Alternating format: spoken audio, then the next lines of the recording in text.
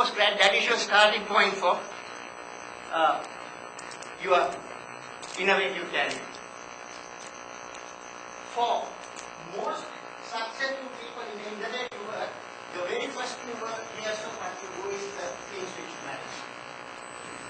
Now, I give from my own life example. I worked on the other side of the road for 6 years in the Waikato airport. When the equipment works, we all work. When the equipment fails, we all work 48 hours continuously until the equipment runs. But then when we have everything running, we have a lot of free time. At that time, I really wanted to practically develop some things. I started developing simple DC range possible. Only thing I wanted was, I didn't want to borrow anybody's circuit.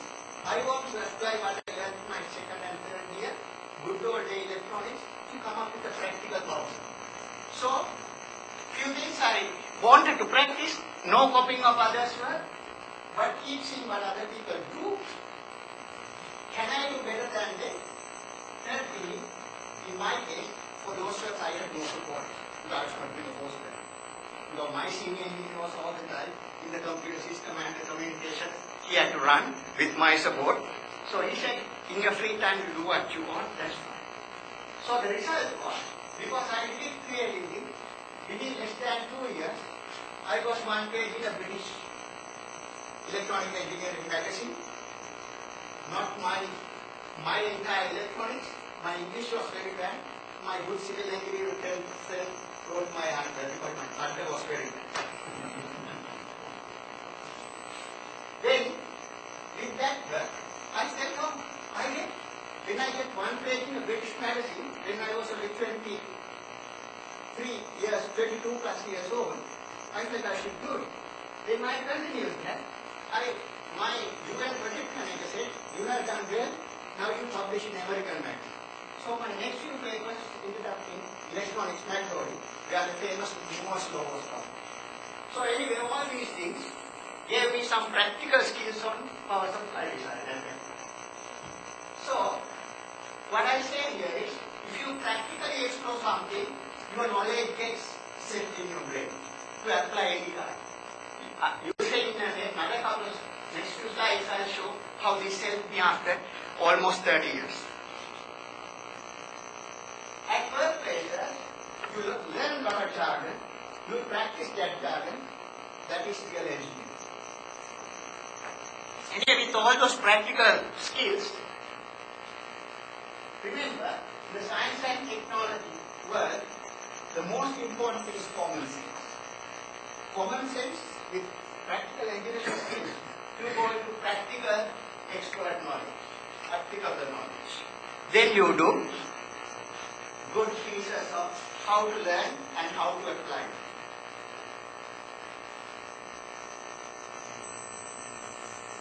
When you use your practical opportunities wisely, you become an innovative person. Okay, now, I will not go through this in the interest of time.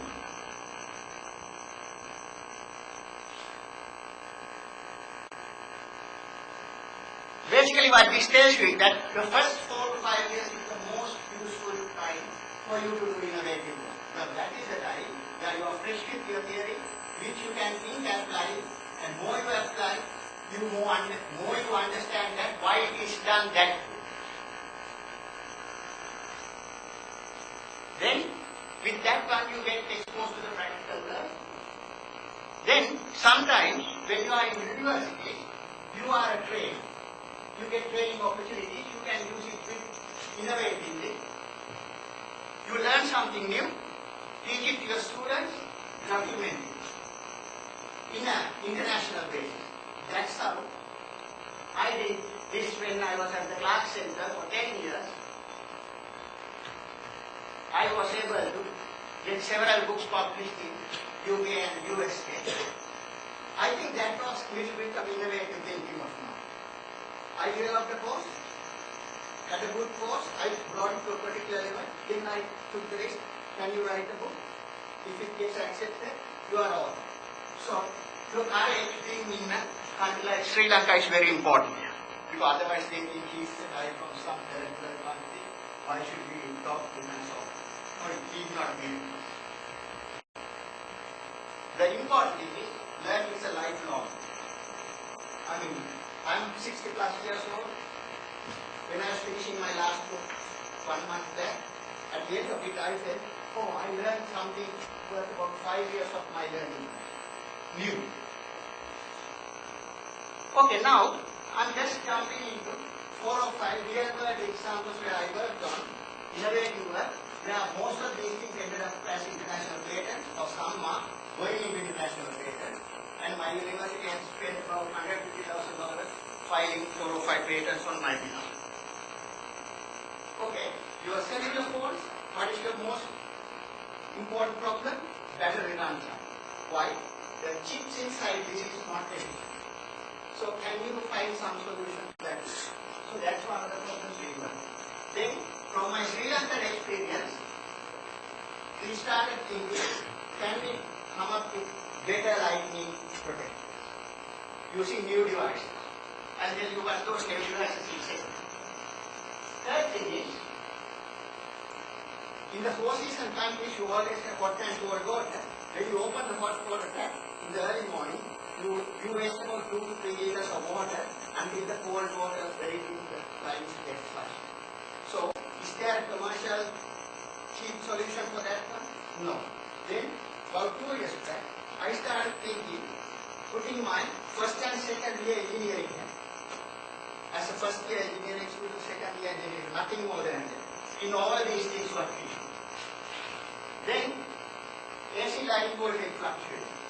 This is a problem which I worked when I was at the council, which we have now pending US patent.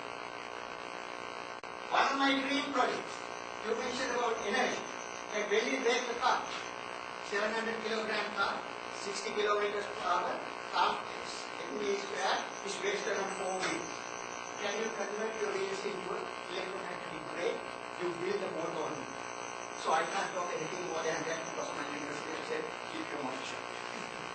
For a patent filing reasons. Okay? These are few things which my scientific mind can take. But here I am sort of using most of these, at least these and these.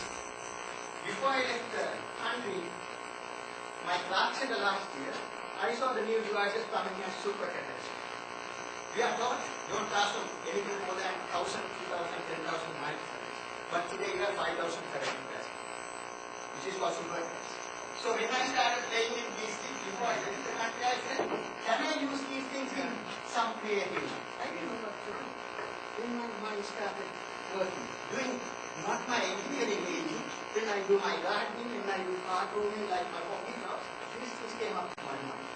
So then what I did was basically, We are coming to okay, just finishing. Battery runtime.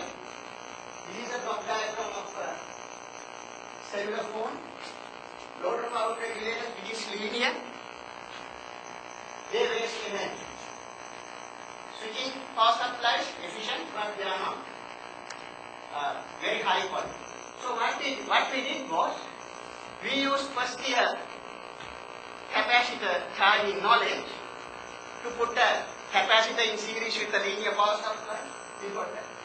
Great. US patent in 2008. Right. So when we do these things, when you do innovative work, the most important thing is at some stage you have to ask, where is the business?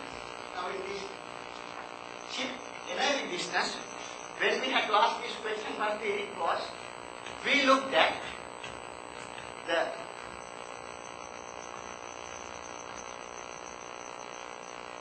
chip usage, linear chips and the switching chips, how many they use. They were equally in these products.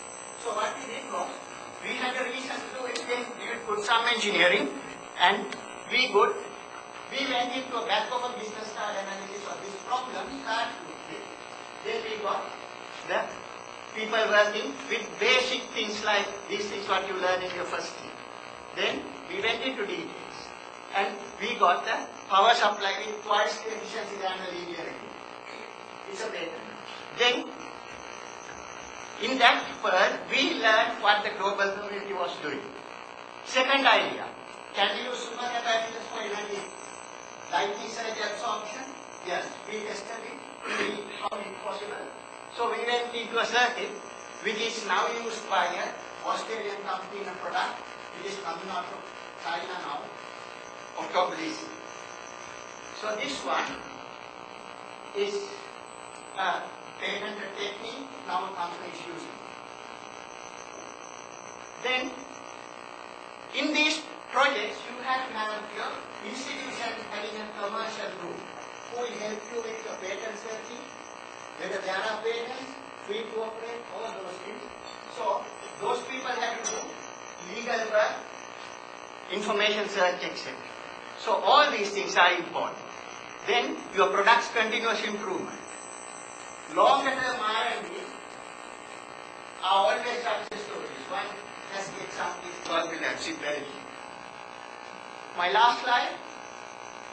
If you want to do practical innovation, 4 simple. Anything you start with the idea on the back of a business card. If you cannot explain that on the back of an envelope, back of a business card, do not start it, it never works. I have practically proven. Because what it tells you is that you have understood it very simply and accurately that you can explain it to a lady. Then you put flesh on that for the real world. It could be 3 PhDs for 5 PhDs. Then work hard until you go into the real details. Learn from the global community with literature circles, etc. Importantly, ask where is the business. If you cannot get a good answer for that one, don't do that. Your patent will be in your file, 1 line on your resume. Thank you. Thank you very much.